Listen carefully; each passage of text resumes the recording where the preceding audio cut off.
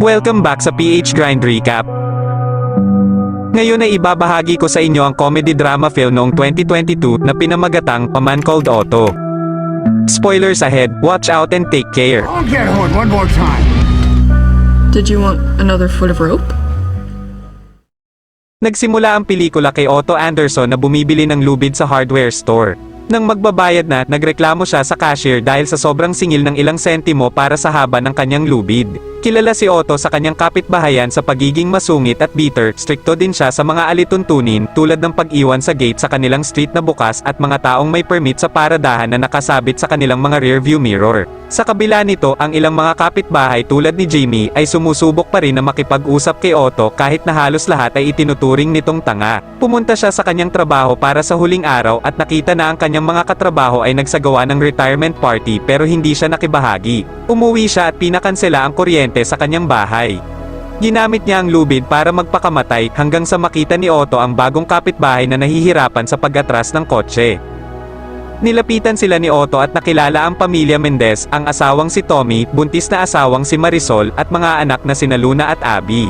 Tinulungan sila ni Otto sa kanilang sasakyan sa sarili niyang masungit na paraan. Bumalik siya sa bahay para tapusin ang kanyang ginagawa pero muli siyang naistorbo nang dumating ang mag-asawa at bigyan siya ng pagkain na niluto ni Marisol. Tinanggap ito ni Otto at kinain, labis na nasarapan sa pagkain. Pagkatapos ay nagpasya siyang magbigti nang malapit na siyang mawala ng malay, nakita niya ang mga nakaraan niya sa buhay kabilang ang mga alaala ng kanyang ama pero biglang naputol ang kawit at bumagsak si Otto sa sahig. Pagkatapos ay napansin niya ang isang ad para sa discount sa mga bouquet ng bulaklak. Pumunta siya sa sementeryo na may dalang bulaklak para bisitahin ang puntod ng kanyang asawang si Sonia. Nagsalita siya na parang kasama niya ito at ibinahagi ang tungkol sa mga sakim na developer ng real estate mula sa kumpanyang Dimerica. Sa gabi, inaalala ni Otto ang kanyang sarili bilang isang binata. Nabigo siya sa pisikal na pagsusulit para sa army dahil sa hypertrophic cardiomyopathy, isang genetic na kondisyon sa puso na ikinamatay ng ama ni Otto. Sa pagbalik niya sa Pittsburgh, nakita niya si Sonia nang mahulog nito ang kanyang libro habang papunta sa tren. Hinabol siya ni Otto at ibinalik ang kanyang libro. Malapit na siyang ma-in-love sa kanya pero napagtanto niyang maling tren ang nasakyan niya. Binigyan siya ni Sonia ng pera para mabayaran ang tiket sa tren. Binigay din ni Sonia sa kanya ang sukli at kalaunan ay magkasama silang naghapunan. Kinabukasan, kinausap ni Otto ang isang ahente mula sa Dimerica pati na rin ang isang kapitbahay na binabato ang isang pusa dahil kinamot nito ang kanyang aso. Si Otto ay muling nilapitan ni Tommy at Marisol at dinalhan siya ng cookies at tinanong si Otto kung maaari nilang hiramin ang kanyang hagdan. Ang isa pang kapitbahay na si Anita ay humingi ng tulong kay Otto sa pag-aayos ng kanyang radiator para muli itong makagawa ng init. Napilitan na ginawa ito ni Otto sa kondisyon na ibabalik sa kanya ang hose sa hardin na pinahiram niya sa kanila. May pagkainis din si Otto sa asawa ni Anita na si Ruben dahil sa nakaraan nilang away at si Ruben ay pinahihirapan din ng isang sakit na nagpalanta sa kanya. Sinabi ni Anita na iminungkahi ng kanilang anak na si Chris na ilagay na si Ruben sa senior care home. Nang matapos si Otto sa trabaho at sinubukang umalis, hinawakan ni Ruben ang hose at pinigilan siya na para bang alam nito ang gagawin ni Otto. Umupo si Otto sa kanyang sasakyan sa garahe at muling nagtangkang magpakamatay sa pamamagitan ng pagkalason sa carbon monoxide. Habang nakaupo siya, naalala niya ang dinner date nila ni Sonia. Napansin niyang hindi nag-order ng pagkain si Otto para sa sarili niya. Inamin niya na pakiramdam niya ay wala siyang silbi dahil hindi siya maaaring sumali sa army at walang paraan para makakuha ng trabaho kaya nais na niyang tigilan si Sonia. Pinigilan siya ni Sonia sa pag-alis at hinalikan siya sa harap ng maraming tao na nag-cheer naman sa kanila. Narinig ni Otto si Marisol na kumatok sa pinto ng garahe nang mahulog si Tommy mula sa hagdan at kailangan niyang isugod sa ospital pero wala siyang lisensya sa kotse. I don't have a license. How old are you? 30. I have a driving permit. Sa ospital, nakaupo si Otto kasama sina Luna at Abby para basahin sa kanila ang isang kwento gamit ang nakakatawang boses dahil sinimulan na nilang tawagin siyang Abuelo Otto. Nilapitan sila ng isang clown sa ospital na tinatawag na Beppo para aliwin ang mga bata. Humingi siya ng barya para sa isang trick at binigay sa kanya ni Otto ang quarter ni Sonia at sinabihang ibalik ito kapag tapos na siya. Ginawa ni Beppo ang trick pero napansin ni Otto na pinalitan ng clown ang barya kaya sinimulan niya itong atakihin na humantong sa pag-iyak ni Beppo bago inawat ng gwardya si Otto. Pagkatapos ay iniuwi ni Otto ang pamilya at napansin ni Marisol na bahagya siyang ngumiti. Kinaumagahan, nakita ni Marisol ang pusa na nakahiga sa nyebe at malapit ng mamatay. Sa tulong nina Jimmy at Otto, pinainit nila ang pusa at dinala ni Jimmy ang pusa dahil ayaw ito ni Otto. Nagmaneho si Otto sa istasyon ng tren kung saan naalala niya kung paano siya nagtapos ng degree sa engineering at hiniling na pakasalan siya ni Sonia. Naglakad si Otto patungo sa riles ng tren, tila handang magpakamatay doon hanggang sa nag-collapse ang isang lalaki at mahulog sa riles. Habang ang iba ay kinukunan lang ng video, ang lalaki agad na tinulungan ito ni Otto at ibinalik sa taas. Pagkatapos ay tumayo siya sa riles at naghintay sa tren hanggang sa hilahin siya ng isang lalaki pataas. Itinuring ng iba pang tao si Otto bilang bayani dahil sa ginawang pagligtas. Kalaunan ay nilapitan siya ni Marisol at binigyan siya ng isang drawing na ginawa ni Abby para sa kanya kung saan siya lang ang may kulay. That's you. She always draws you in color. Dumating si Jimmy kasama ang pusa at sinabing nagkaroon siya ng allergic reaction kaya napilitan si Otto na kunin ito. Isinama niya ito sa puntod ni Sonia kung saan ibinahagi ni Otto ang tungkol sa pusa at sa pamilya Mendez. Nakita ni Otto ang isang binatilyo na si Malcolm na naghahatid ng mga papel sa kanyang bisikleta. Pinagalitan siya ni Otto pero sinabi ni Malcolm kay Otto na si Sonia ang kanyang mabuting guro at siya ang unang tao na kumilala sa kanyang transgender identity at tinawag siya sa kanyang bagong pangalan na naghikayat sa iba pang guro na gawin din ito. Nagpasalamat si Otto para sa pagbabahagi ng kanyang storya. Nagpasya si Otto na isama si Marisol para turuan siya sa pagmamaneho. Kinakabahan siya at madalas na napapahinto sa kalsada na humantong sa isang lalaki na bumusina sa kanya kaya agresibong hinarap ni Otto ang lalaki. Calm down, old man. Hey, hey. You son of a bitch! If you honk that horn one more time, it'll be the last thing you do. You hear? The world is full of complete idiots, and you are not a complete idiot. So, Pumunta sila sa bakery kung saan laging pumupunta sila ni Sonia at binilhan niya si Marisol ng paboritong tinapay ni Sonia.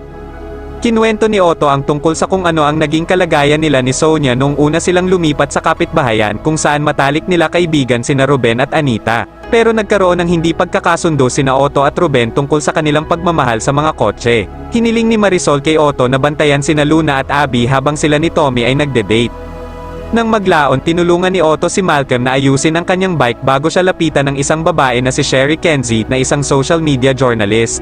Gusto niyang interviewin si Otto tungkol sa pagliligtas niya sa lalaking nahulog sa riles ng tren pero tumanggi siya.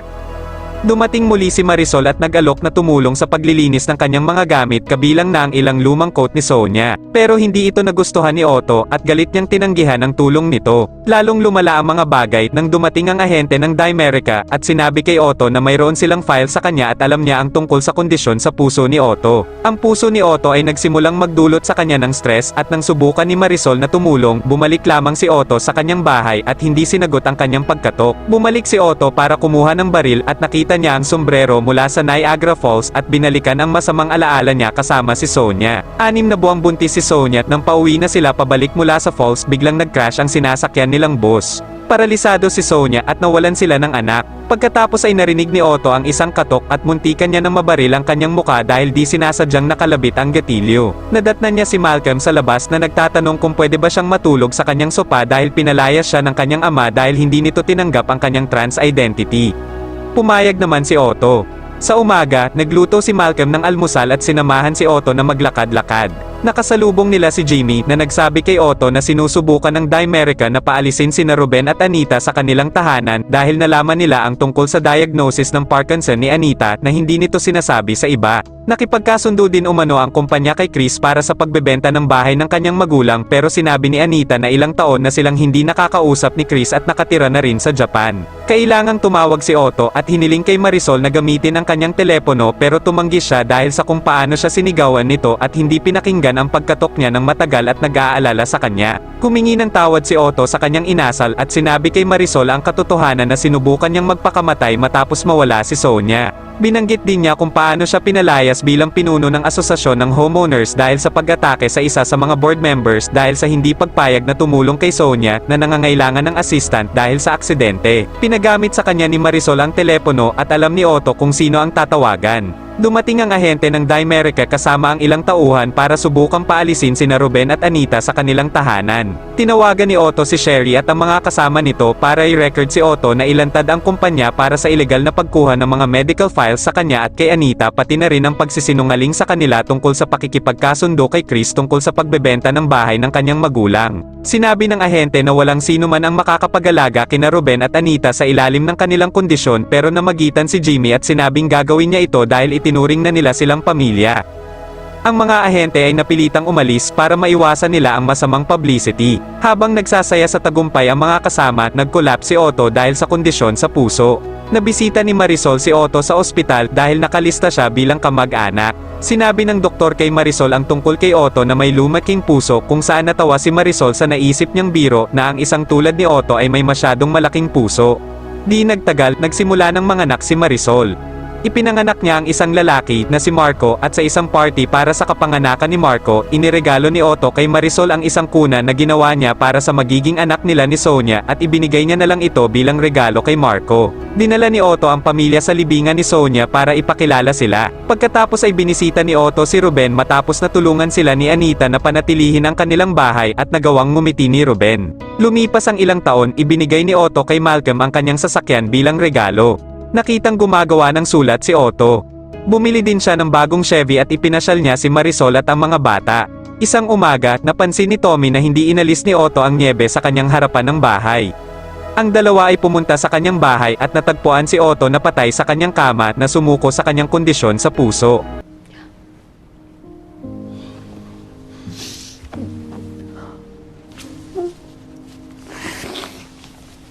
Habang umiiyak si Marisol, nahanap ni Tommy ang ginawang sulat ni Otto para kay Marisol. Sa loob nito, ipinaliwanag ni Otto na hindi siya nagpakamatay at alam niyang darating na ang kanyang oras. Nakipagkita siya sa kanyang abogado para iwan ang kanyang tahanan at pera, pati na rin ang pusa, kay Marisol at sa kanyang pamilya na makakatulong sa pag-aaral ng mga bata. Pero sinabihan niya si Sonia na wag hayaan si Tommy ang magmaneho ng Chevy para ipaalam sa kanya na siya ay hindi isang tanga. Nagsagawa ng libing ang pamilya para kay Otto. Nangako sina Jimmy at Malcolm na kukumpletuhin ang paglalakad-lakad ni Otto tulad ng dati. Sa wakas ng pelikula, makikita na inilibing si Otto sa tabi ni Sonia. Maraming salamat sa panonood at kung nagustuhan mo ang movie recap na ito, huwag kalimutang mag-subscribe para sa mga susunod pa na video.